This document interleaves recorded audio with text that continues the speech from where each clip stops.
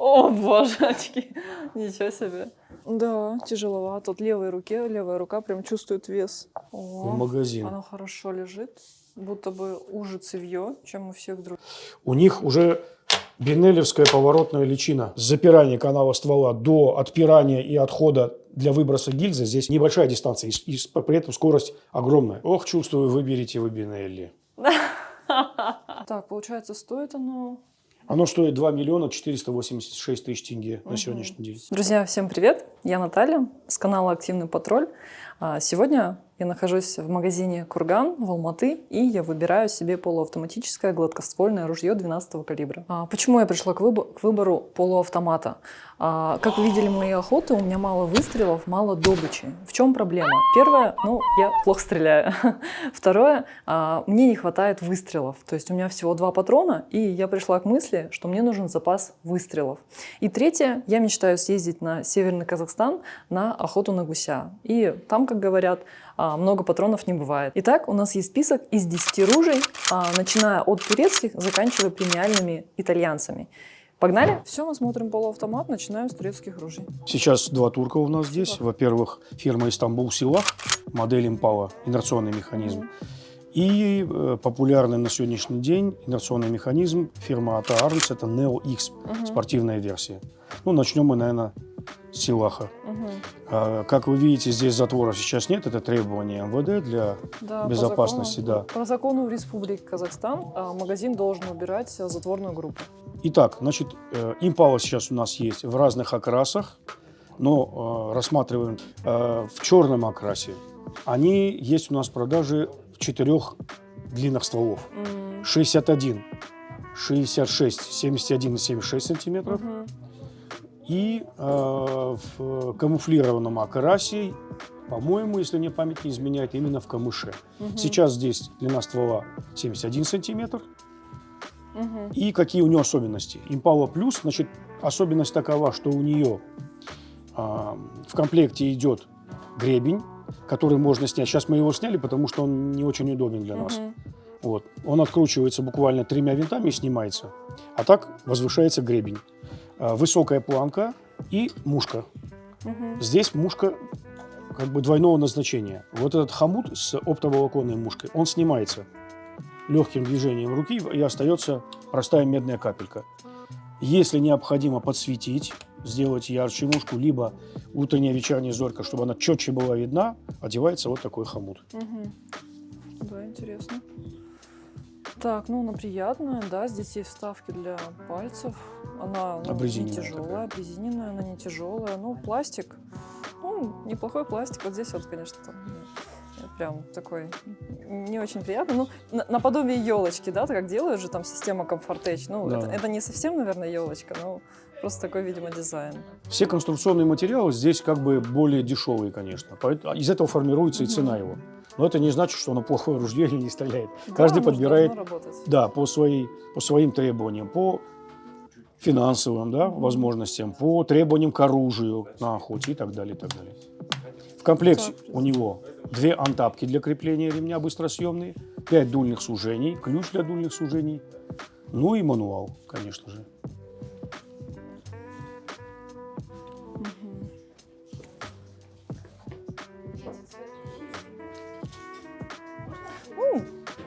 Обычное ружье.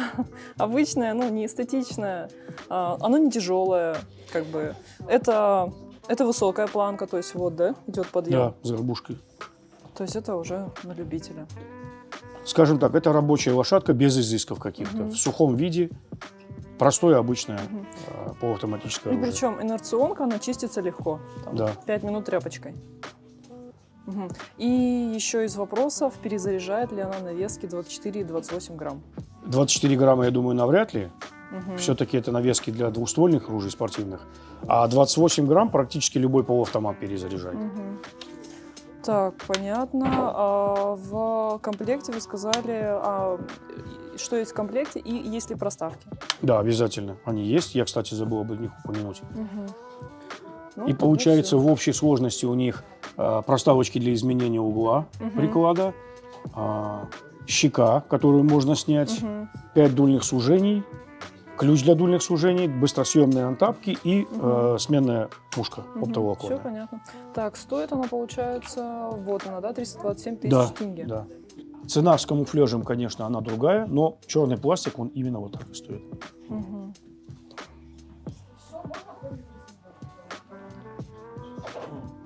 $54, 2,52, 2,60, 2,51. Это без затворов. Беззатворная группа. Ну, неплохо, 2,5. Пластик. Нет, если нет. А мне кажется, они тоже Все. Да. Так, теперь мы смотрим АТА Neo X. Да, теперь фирма АТА, Neo X. Какие здесь особенности? Значит, антапки у него несъемные, они крепятся классически на оружии, на гайке магазина и на прикладе. Neo X будет отличаться от классического Neo охотничьего тем, что у нее эргономика изменена. Приклад и цевье у него взяты от газоотводной модели Венза. Значит, здесь что? Расширено окно для подачи магазина, для заряжания. Оно очень большое здесь. Это первое. Второе. Высокая американская планка. Вторая мушка для доцеливания при стрельбе на более дальней дистанции. Оптоволоконная мушка ЛПА. В некоторых комплектах идут 2 наружных дульных сужения, 3 внутренних. На некоторых 3 наружных, 2 внутренних. Проставочки и 5-миллиметровый удлинитель приклада. На этой модели можно уменьшать на 5 миллиметров, либо увеличивать на 5 миллиметров. Это, поверьте, очень сильно влияет на прикладистость, на эргономику. В верхней части у него сделана 11-миллиметровая фрезеровка под ласточкин хвост, но также есть и отверстия под винты, и, возможно, крепление шины Пикатини, которые тоже у нас в продаже есть. Вот, пожалуйста, попробуйте. Так, ну, здесь там прям вставки на цевье нет прям для пальцев. Выглядит оно красиво, красивый красный, прям надпись Neo X, АТА, предохранитель. Органы управления у него крупные, специально для стрельбы в перчатках. Почему-то вот мне, может быть, у меня пальцы короткие, мне не особо удобно нажимать на предохранитель. С этой стороны удобно, с этой не особо. Там вроде по-другому было. Вроде то же самое, да? На импале Немножко по-другому. сама клавиша предохранителя, она увеличена в 2 раза по объему, чем на АТе. Все понятно. Визуально, ну, тоже обычная лошадка.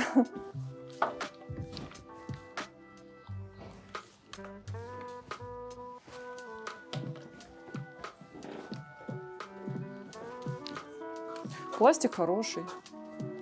В отличие от Силах, он более приятный.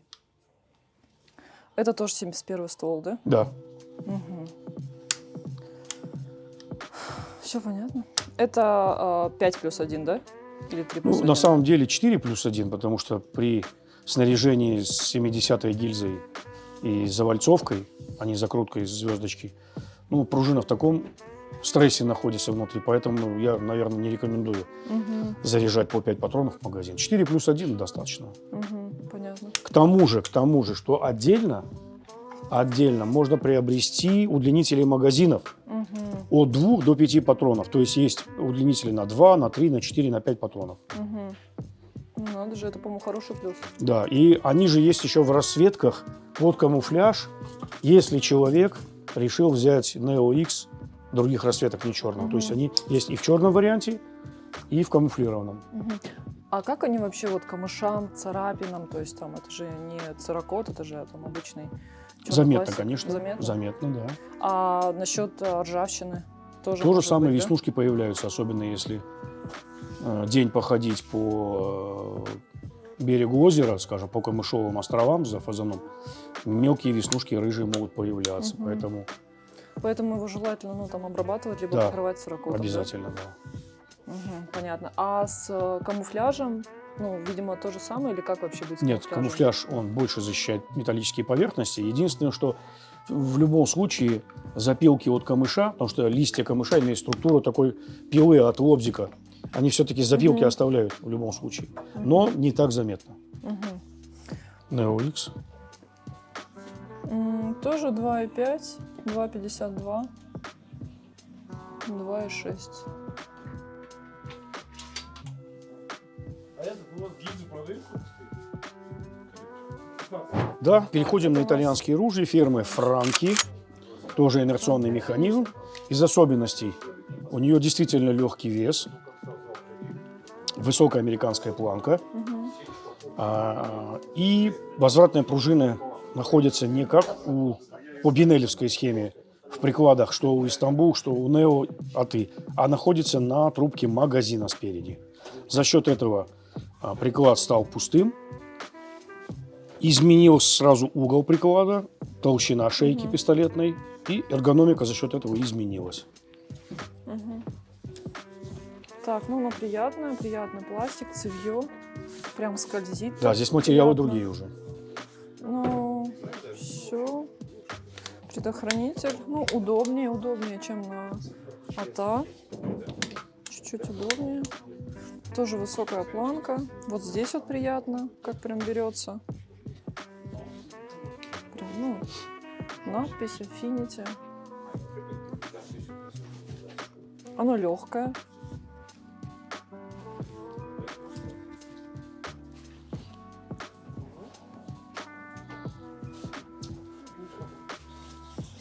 Ну, красивое ружье.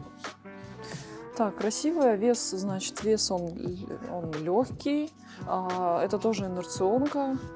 5+1, да? 4+1. 4+1, да. И у него в комплекте идут 3 дульных сужения, основные, не 5. То есть нет 0,25 и 0,75. Ключ для дульных сужений, 2 быстросъемные антапки, 4 прокладочки и манжетки для изменения угла приклада.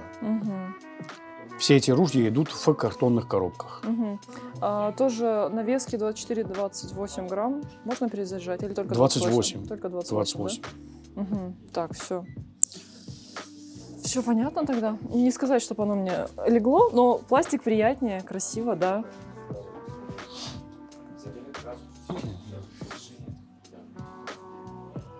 Так, нет. Ну, примерно так же. 2,4. Да, все. А если сравнивать турецкое ружье и итальянское, вот там все говорят, качество пластика, ну, именно тактильное ощущение, то здесь видно, что более бюджетная модель, ну, наверное, рабочая лошадка, здесь, наверное, используются более дорогие материалы, потому что пластик приятнее, там, вот в сравнении Силах и Affinity. Ну, про Бинелли, конечно, тоже, здесь совсем другой уровень, то есть прям приятно. Качество обработки металла, ну, визуально не видно, но эстетически видно, что это обработано лучше. Так, ну здесь на браунингах мы можем 2 модели посмотреть. Первая модель это Браунинг Maxus, это газоотводная модель. И А5 в инерционном исполнении. Кстати, Браунинг А5 был приурочен к 125-летию образования фирмы Браунинг и появлению полуавтомата первого в мире Авто-5, поэтому они сделали его стилизованным под. Мы посмотрим тоже на него. А вот это что такое? Это отсечка магазина. Чтобы Отсечки магазина все есть на патроны беретах. Да, можно его выключить вообще, и подача с магазина вообще прекратится. Можно включить, и опять будет осуществляться подача при перезарядке.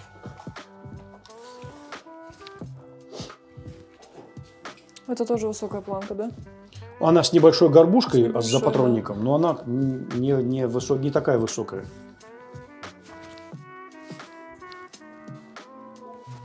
Не совсем удобно. Вес чувствуется. Ну, планка не совсем прям мне встает куда надо. И, конечно, левая рука прям чувствует. Здесь больше деталей. То есть газовая камера, газовый поршень, поэтому и рука после инерционных механизмов сразу чувствует вес впереди. Да. Ага, это 89-й патрон. Да. То есть патрон же получается выше, больше, правильно? Ну да, как бы он рассчитан под Супер Магнум, который очень любят американцы. Поэтому он сориентирован под американский рынок. Есть они в 76-м патроннике, Угу, понятно. А вообще 89-й патронник на кого с ним охотится? Также на утку? Они в основном гуся и стреляют. Гуся. Да. Гусютка. И насколько я правильно помню, в основной массе боеприпасы 12х89 снаряжаются стальной дробью.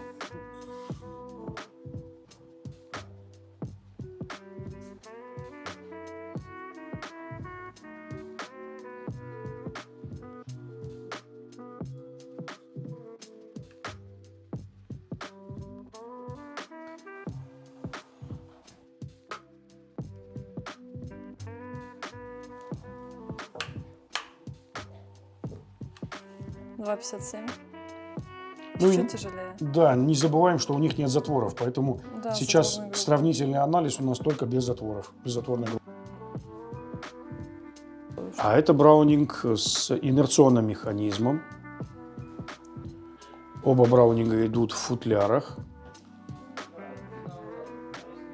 Ну и стандартная комплектация, как правило, у всей Европы плюс-минус однотипное снаряжение оружия, комплектации. Да, здесь сброс патрона из патронника не как у Бинелли и не как, скажем, у Латы, а именно вот таким рычажком.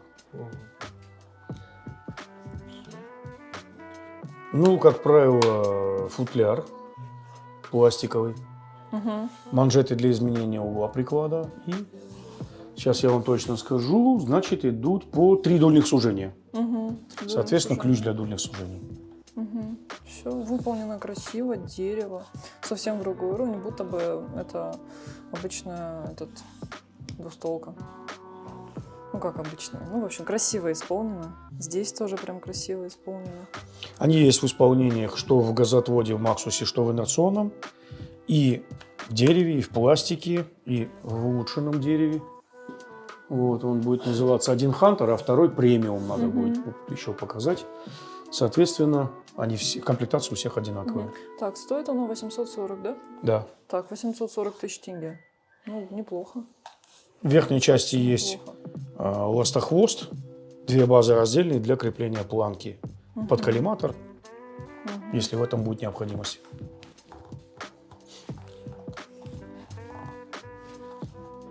Как ощущение? Нормально. Ну, хотя левая, может быть, она устала уже просто. Левая рука. Но тактильно оно приятно. Не сказать, чтобы прям тянет, но и не сказать, чтобы прям легкое было. Здесь вот на А5 есть особенность. Планка у него не высокая, но и не европейская низкая. Но за счет вот этой курносовости ствольной коробки получается, что она как бы выше. И навскид, может быть, ложится даже легче. Ну, не мое, но хорошая тоже альтернатива для выбора. Что и ценовой сегмент у нее, не сказать, чтобы прям слишком высокий, и красиво оно исполнено. Да, это для Европы бюджетное оружие. Все, на тебя тоже.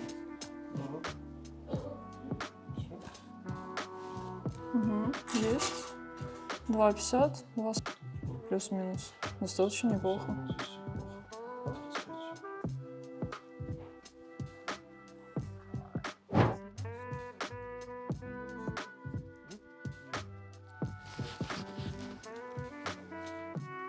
Они взяли. Все, это у нас беретта. Да, 1301. Конкретно вот эта Competition Pro. Она такая сбитая, с массивным цевьем, с магазином 9 патронов. Я бы его даже бычок назвал, такой упитанный. О, божечки! Ничего себе. Здесь никак не 2,5, не 2,3. Оно тяжелое. Ну, оно с затвором. Здесь есть затворная группа, да. Ну, красивая, да, но точно не для женских рук. Это функциональное, но спортивное оружие. Такое ощущение, будто полуавтомат Калашникова держишь в руках, что он такой прям здоровый дробовик, да? Мощный. В основном на гуся, да, наверное? Нет, у него ствол короткий, 610 миллиметров. В основном надо тренироваться. Натренировать спортивное оружие? Это чисто спортивное оружие. Блин, а почему спортивное такое тяжелое? Ну, потому что они далеко же- не ходят. Часто стреляют. Ну то, что там они, получается, Большой как вес стойки, лучше отдать. лежа. Все, я поняла. Ну, вообще не очень Здесь нравится. высокая американская планка, вторая мушка Да, для вот. зацеливания. Вторая мушка для зацеливания. Вот первая, да, вот Да. вторая. Можно, да? Да, пожалуйста. Ого. Пружина здесь ощущается очень жесткой. Это свойство газоотводных ружей. Все круто. Все можно нажать, да? Да? Вот спустись. Клавиша спереди большая. Вот. Вторая. Вот Рычаг. это? Да. Вот, Нет, Сергей. я не буду. Все. Я не привыкла еще к такой жесткости. Все, ну точно не мое. Так, а чем оно, какие у нее еще особенности есть? Ну, двойной кик-офф. То есть здесь по факту получается затыльник, который гасит отдачу. Кроме этого, есть еще вставочка кик-офф, которая Гасит на отдачу. первоначальном этапе поглощает определенный процент. И не так, наверное, должно подкидывать ствол, да, при выстреле? Фактически, да. Обратите внимание, здесь на 400-х моделей у нас на канале обзор Карган есть эти ружья, мы останавливались на них. У них уже бинелевская поворотная личина. Я так думаю, что это корпоративная, да. Дело в том, что Бинелли и Беретта в одной корпорации располагаются, и они пришли вот к такому решению совместному. Поворотная личина. Первую степень отдачи забирает на себя личина с буферной пружиной, потом первый кик-офф, потом второй кик-офф. Мощно. То есть, несмотря на размер, оно должно быть, не должно быть такой сильной отдачи, да? Да.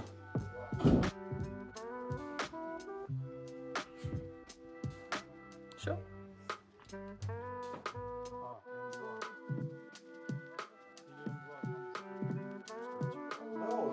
400-я Беретта Экстрема, в отличие от 1301, затвора здесь нет, поэтому оно может показаться чуть легче. Длина ствола 710 или 760. Наружные чоки.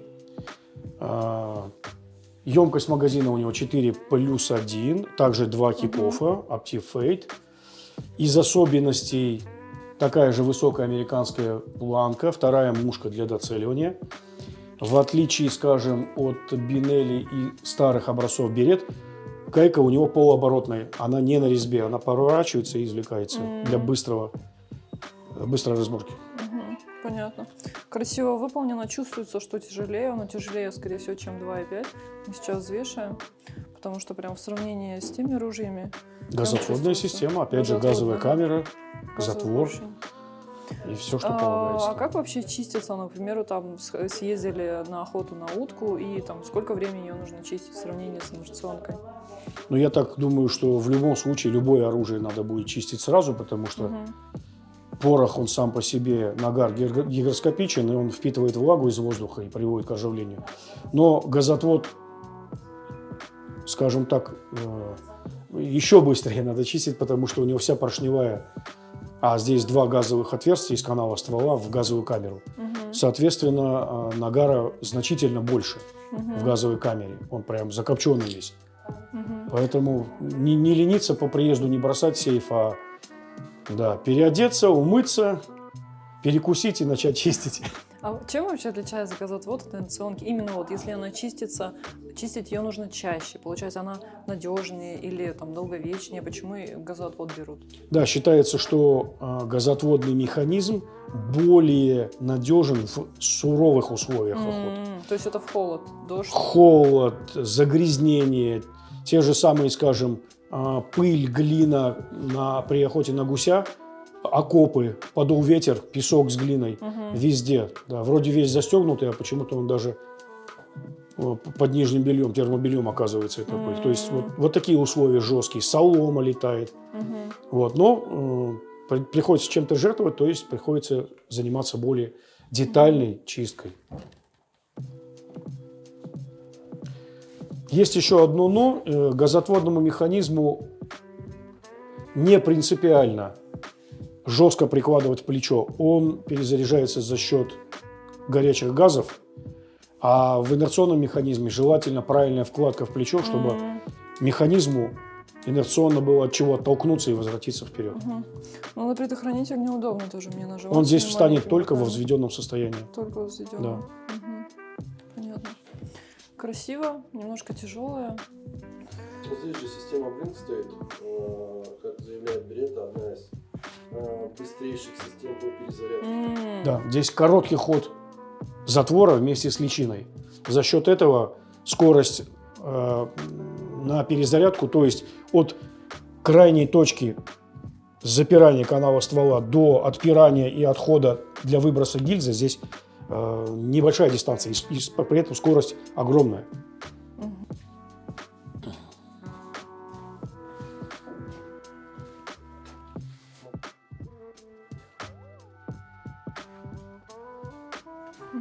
Всё.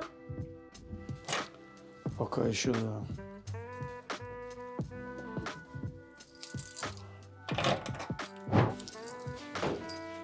Так.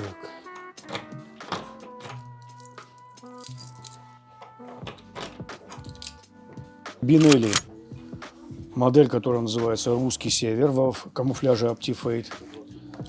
Чем оно отличается от других ружей, даже в классе Бинелли? Во-первых, это винчи. То есть у него не традиционная, в хорошем смысле слова, разборка. Разбирается оно на лафетную часть с магазином, ствольная коробка единая со стволом и затвором, и приклад отдельный. Здесь возвратного механизма типично бинелевского нет в прикладе, значит, все пружины находятся на затворе. В комплекте у него идут две манжеты для изменения угла приклада, два магазина, один на 3 патрона, 3 плюс 1, второй 9 плюс 1, вот сейчас предустановлено оружие, хомут, чтобы случайно не произошел излом на гайке. Длина ствола 760 мм, и в комплекте идет 5 сантиметров удлинения для того, чтобы сделать из него супер гусь. 5 дульных сужений, 2 мушки, в зависимости от фона, зеленая и красная. И что можно о нем еще сказать? Ну, вне зависимости от магазина, оно сбалансировано неплохо все-таки. Достаточно такое ухватистое. А, да, у него еще вторая мушка для доцеливания есть, так же, как на LX. Идет он в кейсе в разобранном виде. Есть специальный отсек именно под ствол со ствольной коробкой, специальный отсек для лафета с 3-зарядным магазином, отсек для магазина на 9 патронов с хомутом и отдельно отсек для приклада. Вот это да. Это, наверное, ружье на гуся, да? По факту, да. Что Это там, 10 плюс пернатая 1? водоплавающая дичь. Ну, оно приятное. Камуфляж. Устойчив к царапинам камушу, да? За счет окраса. Как мужчину украшают шрамы, ружье в камуфляже украшают царапины. Ну вот здесь вот прям такое ощущение, что оно не совсем цевье изящное, оно как вот массивное такое прям, что вот прям взялся так взялся. Ну, форма красивая. Эстетичное ружье. Ну и не сказать, что прям тяжелое, но по-моему, тяжелее, чем Affinity. Да. Да, тяжеловато. Вот левая рука прям чувствует вес. Вот эта длинная трубка магазина, она сразу дает ощущение тяжести на левой руке. Да, массивная очень. Наверное, чисто гусь. Ну или либо очень много уток.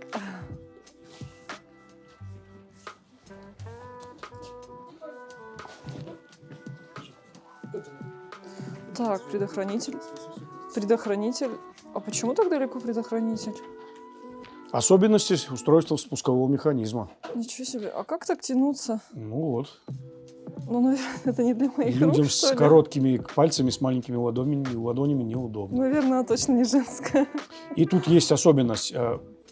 Если курок не стоит на боевом взводе, то есть оружие не заряжено, предохранитель не включается. Только в Да. заряженном виде, в Интересно. взведенном.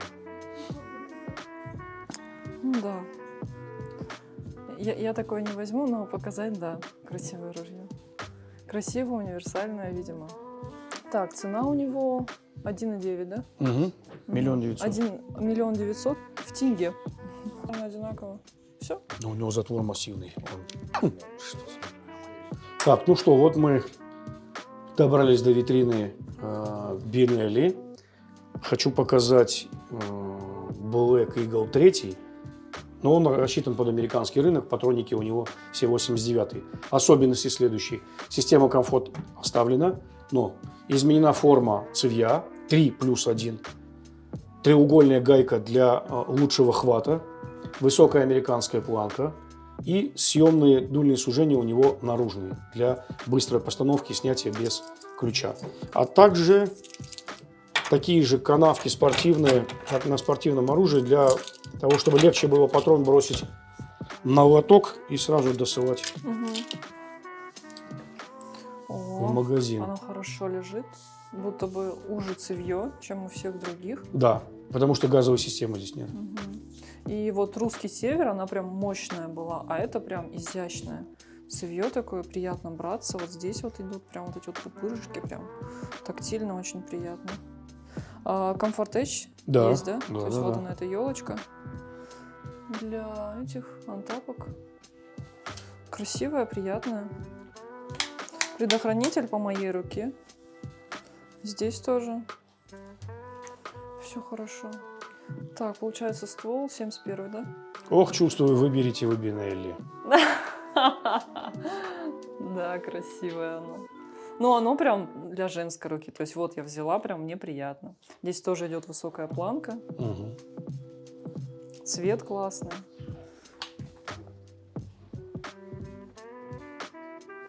Нормально? Ну, высокая планка мне нравится. В ходе примерки ружей не пострадал ни один оператор. Сразу хочу предупредить. Все, ружье красивое, приятное. Так, инерционка, чистить просто. Проще значительно, чем газотрон, да. Все есть в комплекте. Утка, фазан, все падает, да? Гусь тоже должен падать, да? Должен. Красивая. Красиво выполнено. 5+1, да? Нет, 3+1. О, божечки. У иглов 89-е патронники. Все, большой Да. патрон для американского. Под американский рынок, да. Поэтому 3+1. Да. Все понятно, взвешиваем.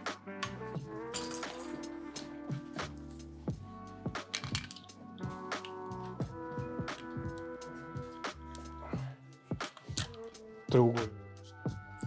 Самой.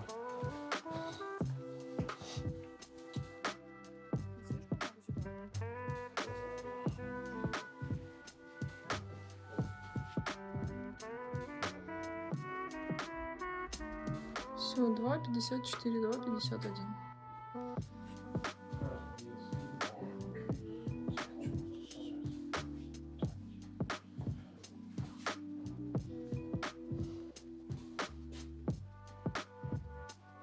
Ну вот, мы дошли до Бинелли Рафаэлло. Это у нас суперспорт Крио Comfort Edge 3.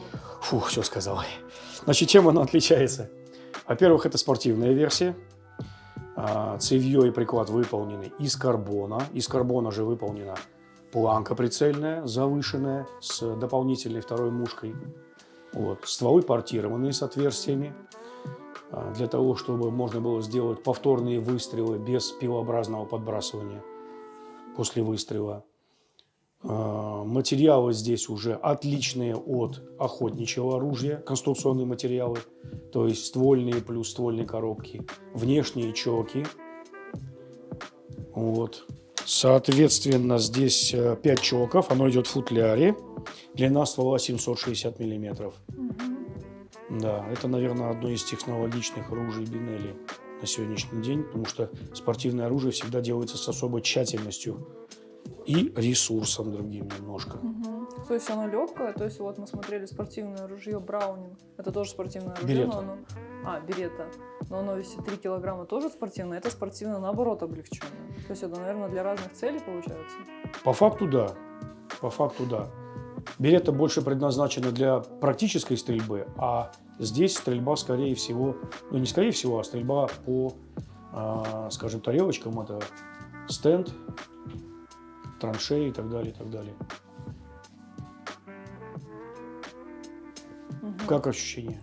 Очень приятно. Ну, наверное, из того, что мы видели, это, наверное, самое приятное, изящное ружье. Да, то есть такая оно легкое. леди, аристократка, да? Да, единственное, оно ствол 76-й.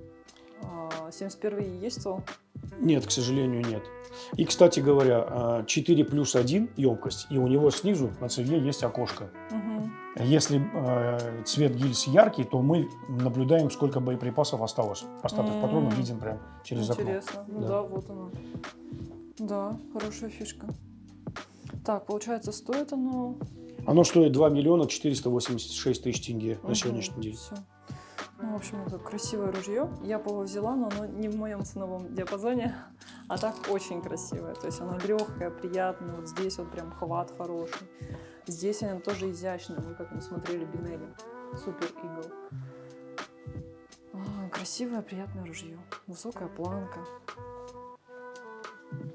Цвет такой, то есть она, если это карбон, то она устойчива ко всем там камышам, царапинам, да? Ее не нужно покрывать циркот.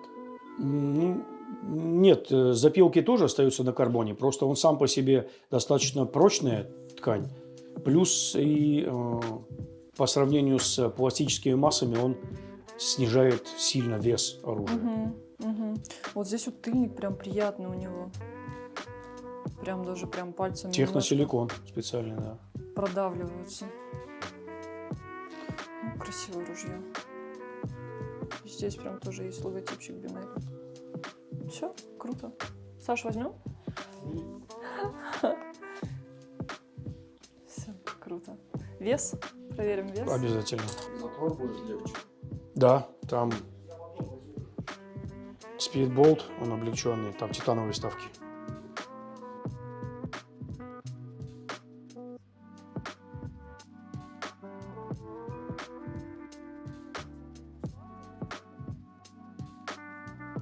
Все, мы смотрим М2, легендарное оружие. Это инерционка, высокая планка, на ощупь приятная, цевье. То есть вот здесь вот прям есть вставки для рук, это удобно. Здесь прям хват хороший, мне удобно переключать, предохранитель. Оно красивое, тактильное, то есть вот оно уже с затворной группой. Прям, ну, чувствуется, что да, есть вес. Не сказать, чтобы оно легкое, как карбоновое, но достаточно приятное. Все для антапок. Приятный пластик.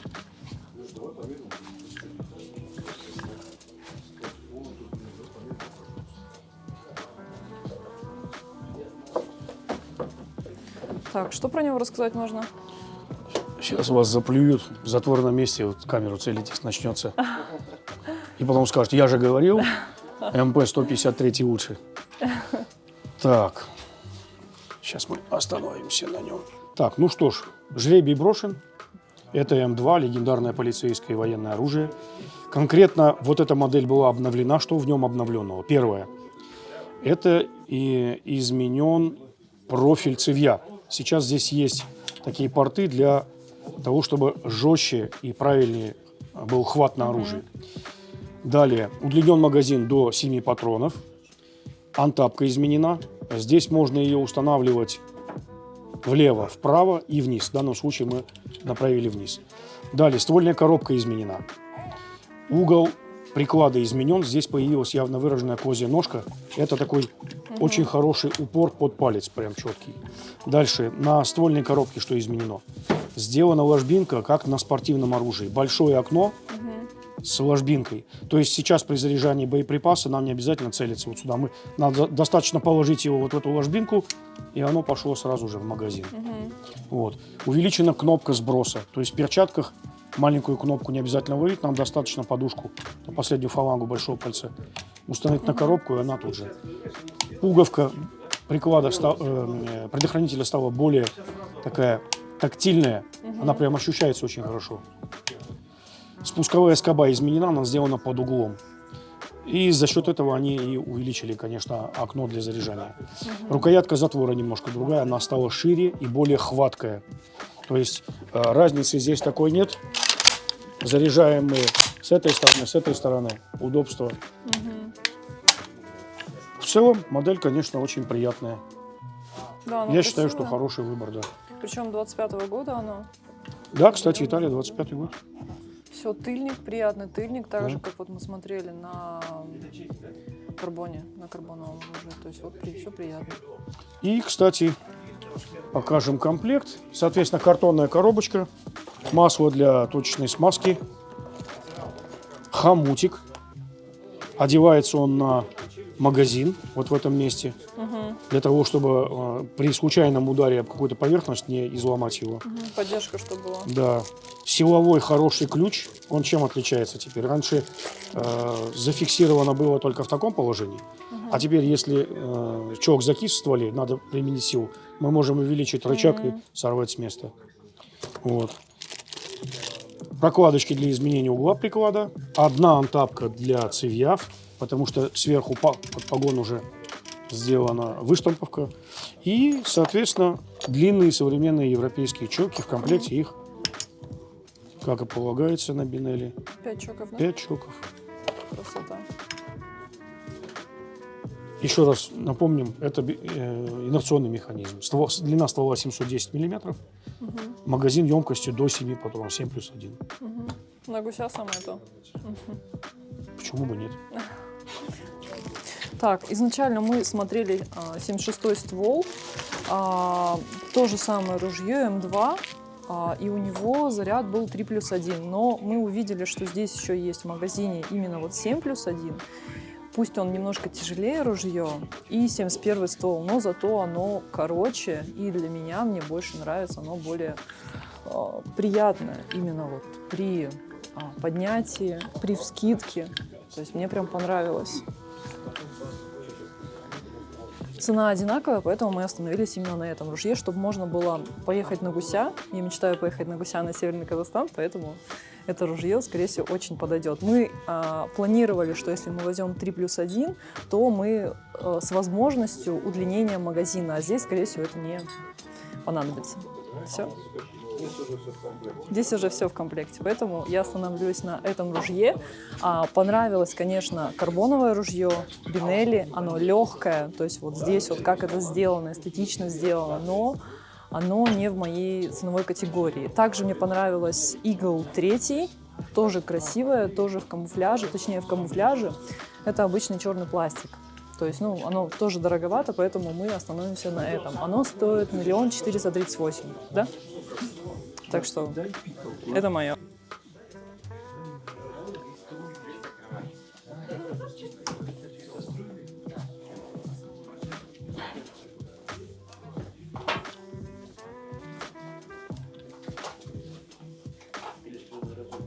Покажу вот эти ребра на цевье. Да, вот это. Прям что цепляются руками.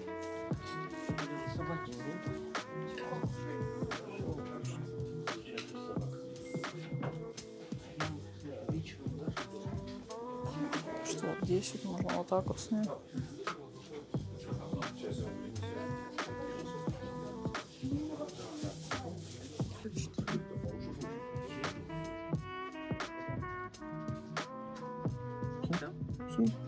Итак, мы сегодня пересмотрели много ружей, начиная от бюджетных турецких, заканчивая премиальными итальянцами. Я выбрала это ружье. Были у нас разные ружья, были мягче, были красивее, были бюджетнее, но я выбрала именно это ружье. Для меня важно, чтобы я не просто стреляла, а попадала, и чтобы ружье было в моем ценовом сегменте. Почему именно Бинелли М2? Ну, во-первых, это легендарное оружие, то есть у него бешеный настрел, что оно стоит где-то в музее, и у него 100 000 выстрелов, то есть это огромный настрел. И второе, это высокая планка. То есть я вкладываюсь, и при этом мне не нужно вжимать шею, то есть вот я вложилась, и мне не нужно ничего там допытывать, вжиматься, то есть мне приятно именно целиться с ружья, у которого высокая планка. Ну и второе, это вес и баланс, оно не сильно тяжелое, то есть это изящное цевье, тонкое цевье, то есть оно лежит приятно, то есть вот прям для пальцев, то есть вставка тоже удобно предохранителем работать, то есть все как надо. Оно мне нравится. Ну, в следующем видео едем жечь патроны, проверять особь, автоматику. Подпишись, чтобы не пропустить тест-драйв М2 Бинелли.